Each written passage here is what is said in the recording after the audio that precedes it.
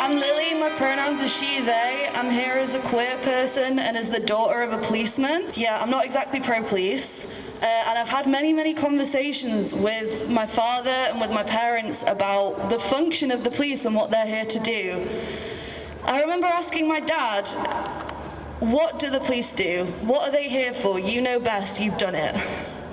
And he said they're here for the protection of life and property. And I said to him, what about all of my friends who've been raped, who've gone to the police and asked them, please do something about it. Please find the person who hurt me and bring them to justice. And the police have done nothing. Every single time someone who experiences misogyny experiences it in the street, every time they get harassed, every time they get assaulted, how many of those times do the police come and help us? How many times do the police help? They don't. And that is why we need to abolish them, and that is why they need to go, and that is why this bill does not serve anyone apart from the obscenely wealthy and the obscenely powerful. That's all I have to say. Thank you for listening, and have a great day, everyone. My name's Layla. I'm from an organisation called Stand Up to Racism, and we're here today because we absolutely recognise that this new bill that they're trying to push through, if you look at all the policy notes that go with it, the bill is about stopping demonstrations like XR and Black Lives Matter. This is what this bill is about. It's about stopping resistance, and I think we have to recognise that actually it is a bit of a backhanded compliment to us. They're so scared that they're trying to push a bill through to stop us from taking to the streets. That means we're having an impact, and we need to keep that impact going. I mean, people will have seen the report that came out a couple of days ago. Well, I Stand Up to Racism, we don't recognise its findings. It's a complete whitewash, and we always knew it was going to be a complete whitewash. As someone said previously, the people that they got to head up that report, that inquiry, was someone who'd already said that they don't believe in institutional racism. So they already knew what outcome they were going to come out with. It's an absolute joke, and I think it's fantastic that no one has bought into what that report says. But I do want to say this, they pushed that inquiry through on the back of the Black Lives Matter movement because they needed to shift the narrative. They wanted to change the narrative that we have set that says actually it's not just the police that are institutional racist, it's across the whole of society, and that's why we're out on the streets. We're going to fight for change. We're going to continue to fight for change. And they pushed that inquiry through to change the narrative, and it hasn't worked. None of us believe the outcome of that inquiry because actually we have lived experiences of the police. If you are black in this country, you're so many more times likely to get picked up by the police to stop and search. In fact, if they use the stop and search rules legislation, you're 40 times more likely as a black person to be stopped. 40 times more likely, and then they tell us institutional racism doesn't exist. That somehow we're a beacon for other countries. Well, no black person believes that. And actually, in reality, no white woman either. When you think about it, someone talked about rape. 1.7% of rapes are prosecuted. 1.7%. Just think about that. They're going to spend more money and more effort protecting statues.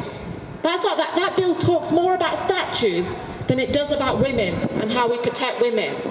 And if anyone has any doubt of what the police do and how they solve crime and somehow we need them to keep us safe, let me say this. They only solve 7% of crimes.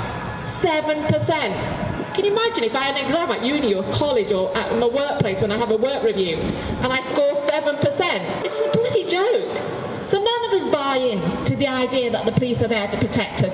They are there to push us down. They are there to stop us from having a voice. And I think it's absolutely fantastic that even over the last entire year we've had a COVID pandemic, we've had lockdown, but actually people have continued to mobilise, people have continued to organise, and we continue to stay out on the streets. And today is no different. We continue to be out on the streets because actually the racism that we experience in society is a bigger pandemic than COVID. Because actually thousands of people have lost their lives, majority of who are black, because of racism. It's not just COVID that's killing us, it's racism that kills us.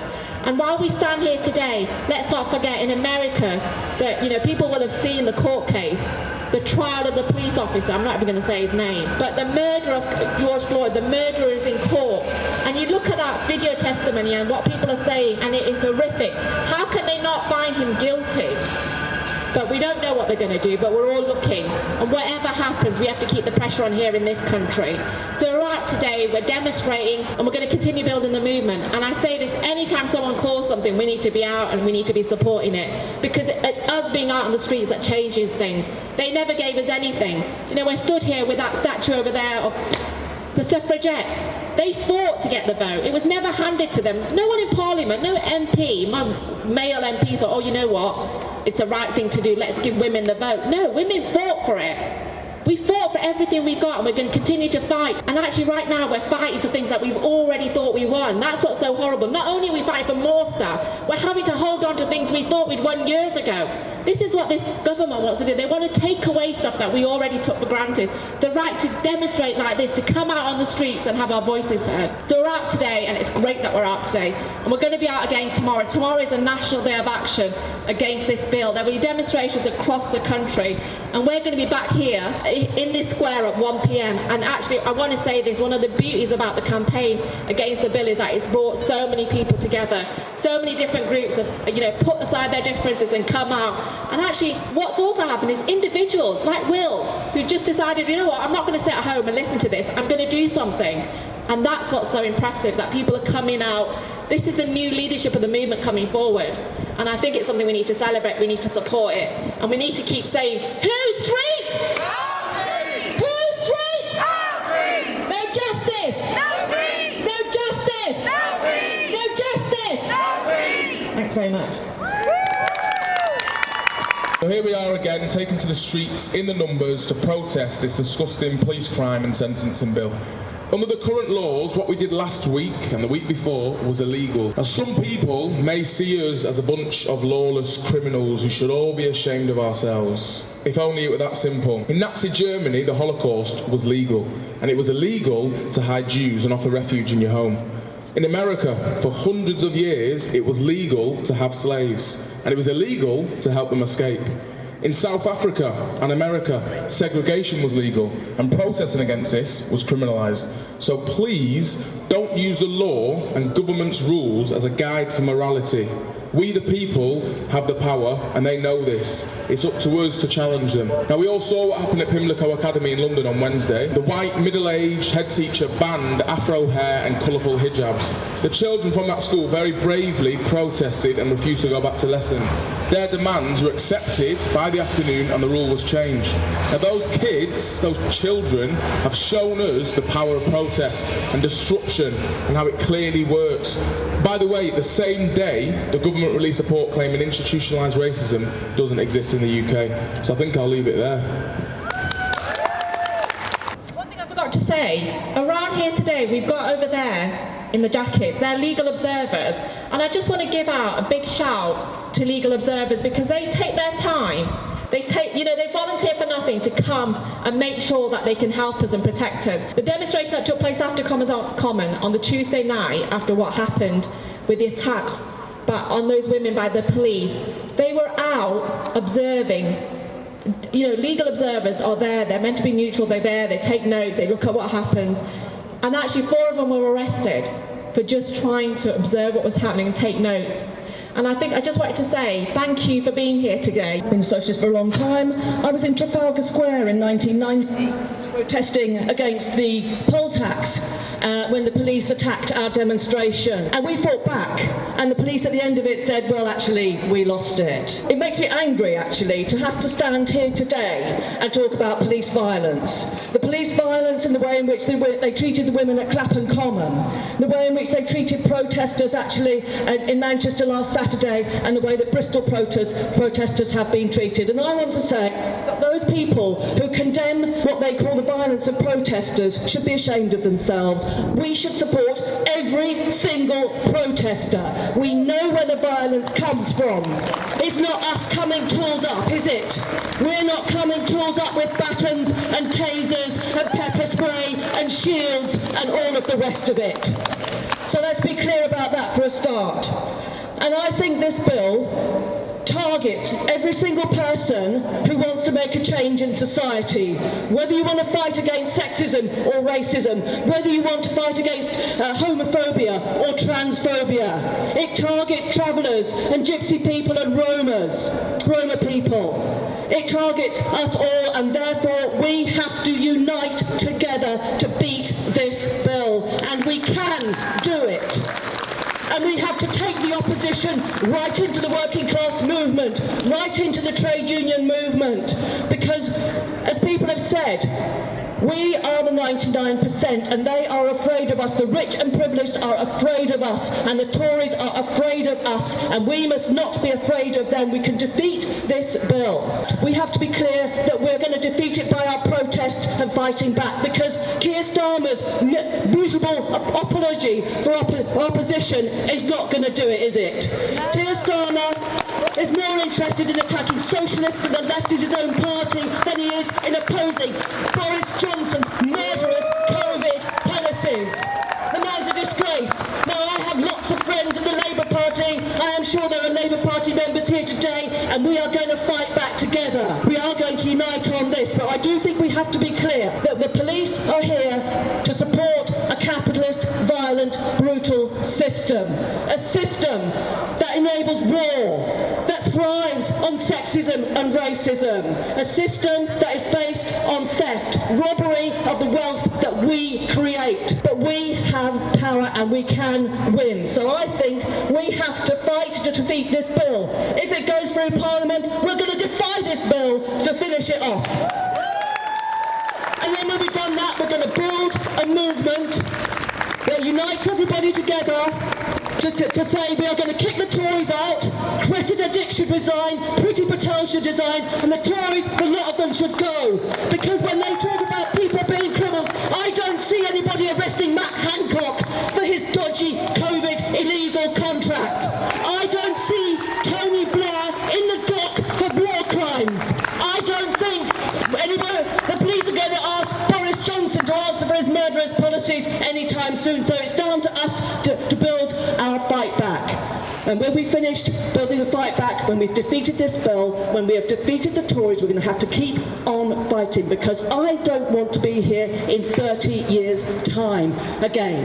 I want to build a socialist society, a society that ends oppression, that ends poverty, that ends austerity and ends war. Because whilst Boris Johnson says there's no money for schools, no money for hospitals, he is ramping up his arms spending yet again. So let's say we're going to defeat this bill, we're going to defeat the Tories, and then we're going to fight against capitalism, we're going to fight for socialism. Brilliant that you're all here. Thank you so much, and thank you, Will, for organising today. Thank you. Thank you. I don't know how to follow after that passionate speech. My name's Kerry. I'm from an organisation called Animal Rebellion. I'm an animal rights and environmental activist. I don't really want to speak very long because I'm absolutely terrified of public speaking, but I do want to say something to the police we have around here, especially the gentlemen up there who are filming us. I'd like to know, as human beings, do you really think that this is serving the people or the government? The fact that you're here in a square filming a 37-year-old translator just speaking to a bunch of people. At what point in your career history did you think this was what you'd be doing? Now, I know that we need to separate the institution from the person, so I'm going to speak to you as human beings right now. You know this is wrong. You know that you're not protecting us. You're protecting the government. And if you remember 2 weeks ago, a young boy was going home from one of these protests. The Greater Manchester Police decided to choke him out against a police van. And what was his crime? He shook his head. That's all he did. So I'd like everyone now here collectively to turn around and face the police. And please, shake your head. And we will defeat the Tories, we will defeat the bill. And we will defeat the systemic oppression that has been continuing for years and years, but now it's time to say no more. Thank you. We've had a lot of people here today from a lot of different causes, and if you weren't here at the beginning, one of the key points of what I said is this bill affects everybody. We all enjoy rights that we've won and secured through the right to protest, and as I mentioned at the beginning, that includes all of the police officers here as individuals today. Whether you're a woman, a person of colour, LGBTQ+, there are so many different groups in society that have made progress through the right to protest. Without the ability to do that, we would not have any of our rights. If this bill passes, we think Priti Patel is bad. It gives the Home Office and the Home Secretary the right to define what is a disruption. There are people that are worse than Priti Patel. I never thought I'd agree with Theresa May, but I think she hit it on the nail on the head with what she said. This is a dangerous can of worms and is a threat to our democracy. So yeah, thank you everybody for coming. If you'd like to speak, please come down. And one of the other things is that the bill affects our right to make noise. So if just for maybe 30 seconds we could all make as much noise as possible, I think that would send a nice message to the police officers.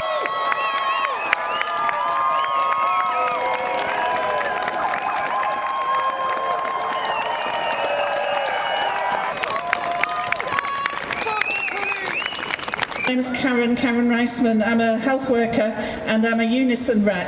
And 3 weeks ago, I organised a protest here in protest about the 1% pay offer that they've made to health workers after the 20+% loss of income that we've had in the last 10 years because of austerity, after the awful year that people have had in the health service trying to deal with unprecedented numbers of people in medical emergency, and the awful way that we've had to care for them when we haven't been able to hold people's hands, we haven't been able to have relatives, we haven't been able to get there on time because this government has systematically run down the health service.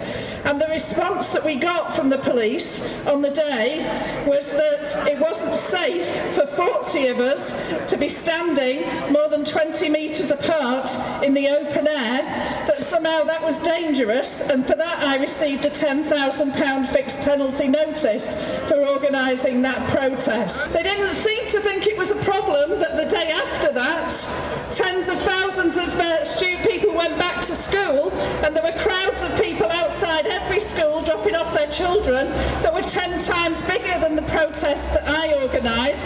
That wasn't a problem. It wasn't a problem for the last year. We've had inadequate personal protection equipment. Often we've had face masks that are 5 and 6 years out of date. We've had the wrong face masks, so lots and lots of health workers and social care workers and lots of other people have ended up with COVID that they shouldn't have. That's apparently not a problem, and that's not unsafe. It's not unsafe to give test, track and trace to private companies who are absolutely useless and have ended up not keeping a lid on a disease that it is possible to keep a lid on, because there are countries around the world that have successfully stopped COVID and have had only a handful of deaths when we're now at 150,000. That's not unsafe, and that can carry on. And I don't think when they gave me that fine, it's anything to do with safety, and it's everything to do with wanting to stop people protesting against the government. And it's no wonder about what the government are doing that people want to protest. When you have reports on racism that fail to notice the racism that is so blatantly in front of us every day of our life, no wonder people want to go out on the streets and say Black Lives Matter. When you have Gypsy, Roma and Traveller that are virtually being driven out of existence and will get even worse when the police bill comes through, it's no wonder people want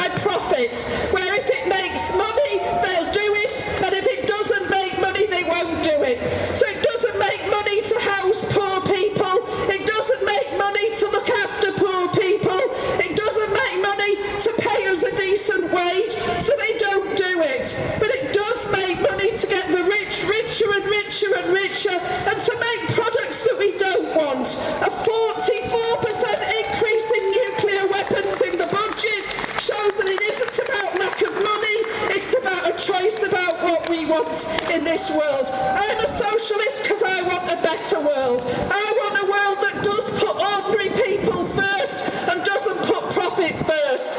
And I think the only way we're going to get that is the way we've always got it. This is the site of the Peterloo massacre, the massacre where people were murdered 200 years ago for fighting for their rights. We're still fighting for our rights today, and we won't stop fighting for our rights, because whether it's about the right to know, the right to have a house, the right to stay alive, the right to be free from racism, we demand our right to do it. We will be here, and we will carry on being here until the rotten system that destroys our planet is gone, and we have a system that looks after everybody. So it's great that people have come out today. It's great that people will carry on fighting, because it's this sort of movement that's going to change the world. Thank you.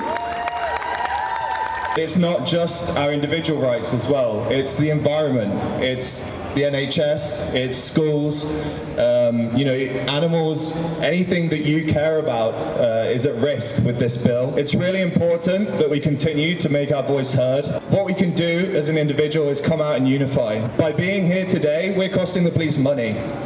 Tomorrow there's another protest. There's a couple of protests in Manchester, but there are protests, National Day of Action all over the country. The only way that we can force the police to hear us is by costing them money. Someone will sit in an office and decide that at one point this becomes untenable. They cannot sustain the cost of coming and policing these events every weekend, every other day.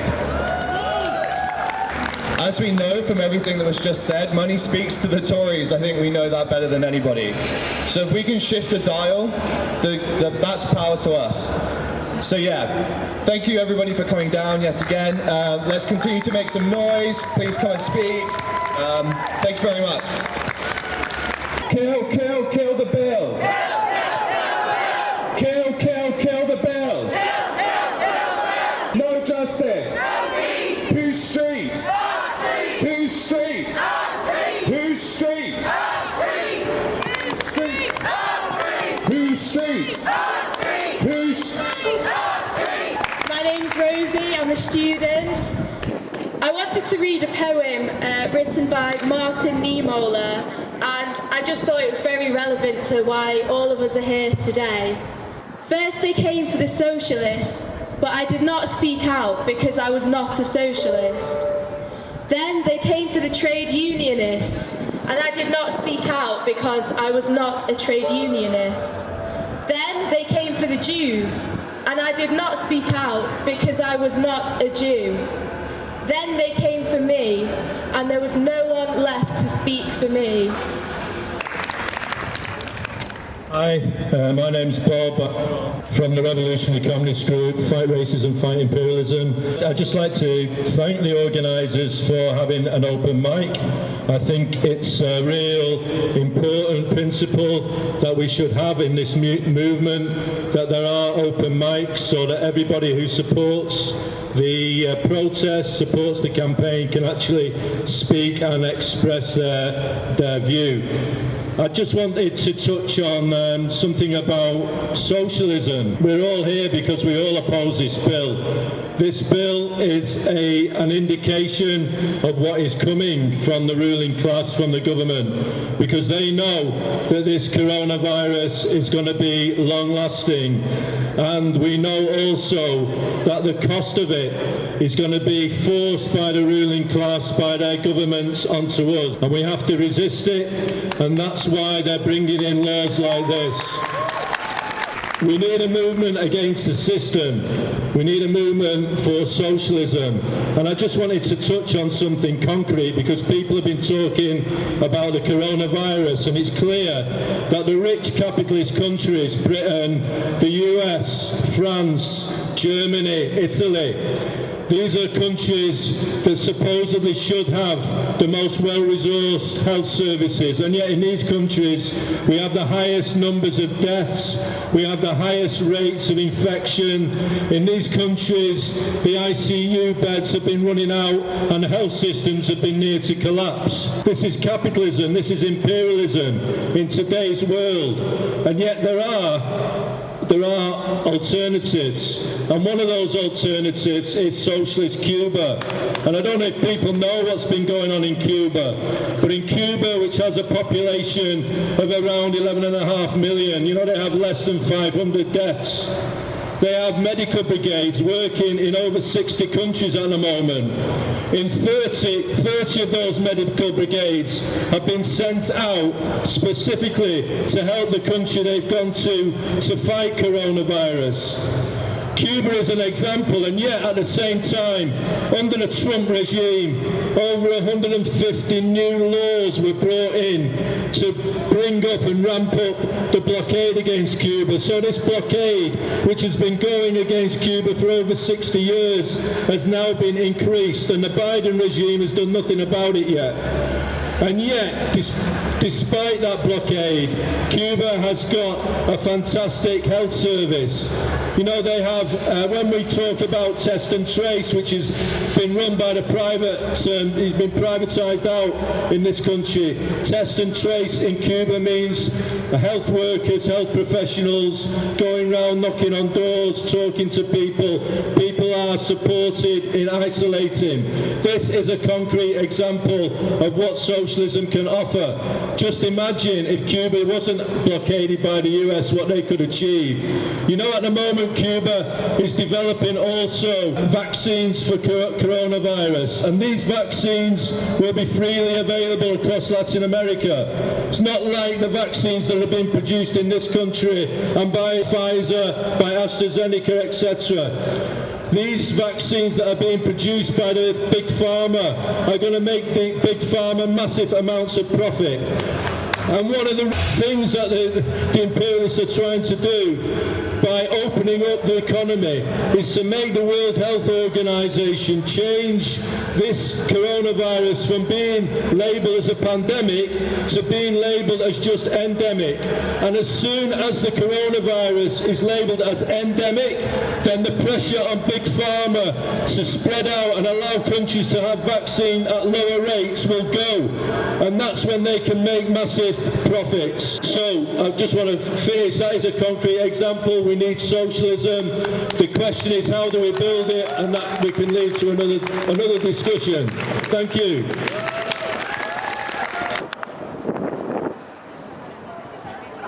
Right, can I just remind people that there are police around the Civic Centre, and we know from all the previous demonstrations we've had, is that it's when people are leaving demonstrations, that's when the police will harass you, pick you up, and that kind of thing. So if you are leaving, please do leave with other people that you know. Stay safe, stay together, and continue the fight back. We'll see you here tomorrow, but do stay safe.